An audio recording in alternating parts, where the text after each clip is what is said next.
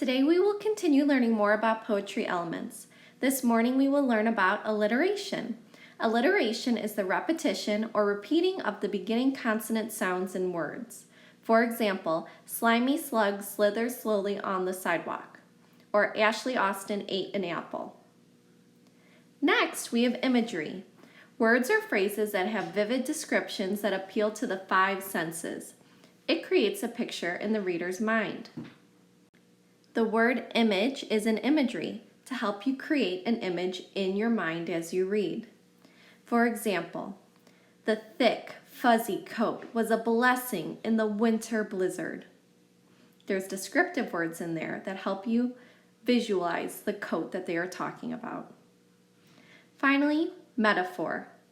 A metaphor is a comparison of two different things. It is like a simile without using the words like or as. We learned about this in the figurative language unit. It's a direct comparison of two things without using the words like or as. So if I said, Jerome is like a cheetah, that is a simile. That is not a metaphor. A metaphor would be, a good laugh is sunshine in the house. It's a direct comparison without using these two words. We do not want to use these two words if we're using a metaphor. This poem is a great example of imagery. Imagery, remember, is words or phrases that have vivid descriptions that appeal to the five senses. These words help you create a picture in your mind as you read. This poem is called Darkness. I was floating around the world with darkness in my eyes when the blinding moon appeared through the clouds in the skies. Is there hope creeping in me? Do I still need to hide? I'll let the world embrace me until my struggles subside. I hope you were able to visualize or picture this poem in your head as I read it aloud. If you weren't, go ahead and rewind the video and close your eyes as I read the poem. See if then you're able to picture the words that I'm reading to create a picture in your mind. Here are two really good examples of a metaphor. Remember, metaphors are a comparison of two different things. It is like a simile without using the words like or as. The first poem is called Sweet Happiness. Happiness is a marshmallow, sweet, fluffy, and light. Put them on a fire, smiling on every bite. The next poem is called Dripping Sadness. Sadness is a leaky faucet. Money keeps dripping away. Learn to work on problems or shed tears while you pay. The metaphors is sadness is a leaking faucet and happiness is a marshmallow. They're comparing happiness to a marshmallow and sadness to a faucet. Rhyme scheme. The pattern of rhymes. A letter is assigned to each end of the line. If it rhymes with another end of the line, it has the same letter. So, as you can see below, at the end of each line there is a letter. There are two lines that end with the letter B. That means the words blue and you rhyme. This is done purposefully. We're going to be writing a lot of poems with rhyme schemes, so it's really important you understand this. Here's the example. Roses are red, violets are blue. Sugar is sweet, and so are you. The lines violets are blue, and so are you rhyme, so they have a B at the end of each line to show those two lines rhyme. There's no line that rhymes with the roses are red that has an A, and there's no line that rhymes with sugar is sweet. These two are the only ones that rhyme. Finally, rhythm. The musical quality of a poem using alliteration, meter, repetition, or rhyme.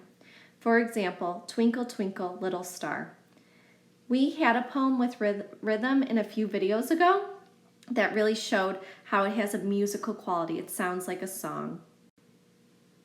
Some other poetry elements for today is a simile. A simile is a comparison of two unlike things using like or as. So this is similar to a metaphor, but it uses the words like or as. For example, she was as pale as a lump of sugar. The next word is stanza. A division in a poem named for the number of lines it contains. A poetry paragraph. I think this is the best way to describe a stanza. It's a paragraph in poetry. It's where the author wants you to take a pause and a breath For example, be not the first by whom the new are tried, nor yet the last to lay the old aside. Be thou the first true merit to befriend, his praise is lost who stays till all commend. Here is the first stanza. Here is the second stanza. And then finally, theme is so important in poetry. That's why we read it. It's why we read in general, to learn and to grow as a person. So the theme is the message about life in the poem.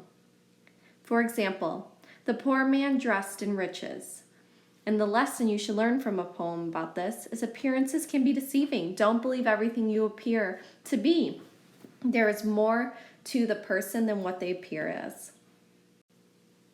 So here are some examples of similes. This poem is called Precious Stones. A diamond is a sparkling stone, an emerald green like a pea. A ruby is as red as blood, turquoise resembles the sea. A pearl is round and glistening, a topaz orange like fire. A sapphire is as blue as the sky, precious stones I so admire. Lots of similes there. We know that because they use the words like or as.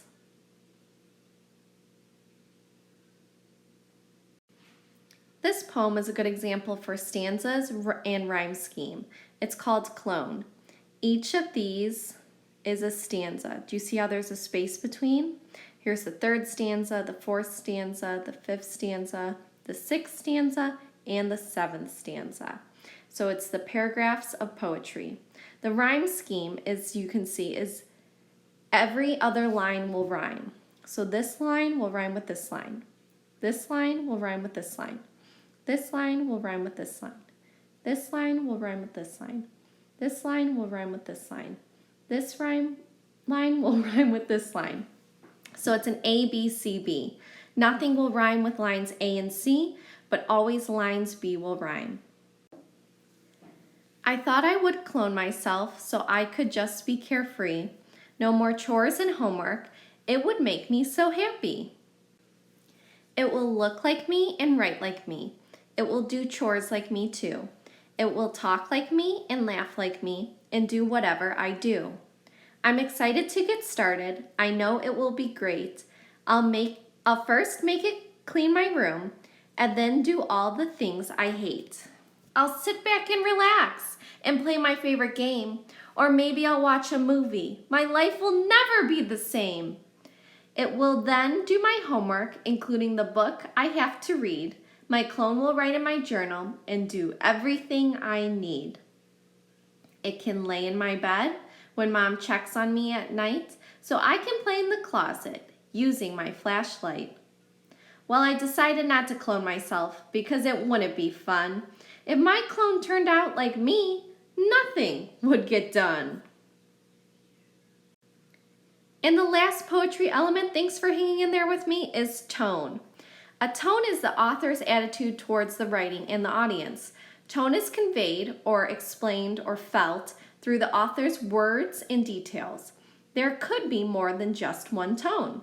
For example, the singing of the birds filled me with joy. The tone of this line is happiness. The author is wanting you to feel happiness. They're expressing their happiness through these words. This example poem has tone, alliteration, and personification. Any alliteration, which is the repeating of the same letter, is in yellow. The tone, what the author wants you to feel, or how the author is sounding, is in blue. And personification, giving non-human things human character traits or actions, is in pink. A red, ripping roar rages, overwhelming all, blasting, blistering, leaving nothing but ashes. Anger's freezing, burning breath brings bitterness and defeat. No hope can exist in its acrid, arid hands. Cold, coarse, clammy fingers creep their twisted way into the mind as loneliness's piercing scream echoes soundlessly into emptiness. Its musty, decaying path leaves no room for coherent thought. Wow, that was a tough poem to read. This poem has tone. It's kind of dark. It's kind of unhappy. No hope can exist in. Echoes soundlessly in emptiness. There's alliteration. A red ripping roar rages. All R's. Cold, coarse, clammy fingers. All C's. And personification. Anger's freezing, burning breath. Well, anger doesn't have those, can't do those things, but that's how they're personifying something that isn't human. So the point of learning all of these poetry elements all at once is because we're going to be writing poetry, and I want you to be able to use these elements. So I'll continue to go over them, and we'll continue to practice them. But thanks for listening. Thanks for hanging in there, and keep working hard.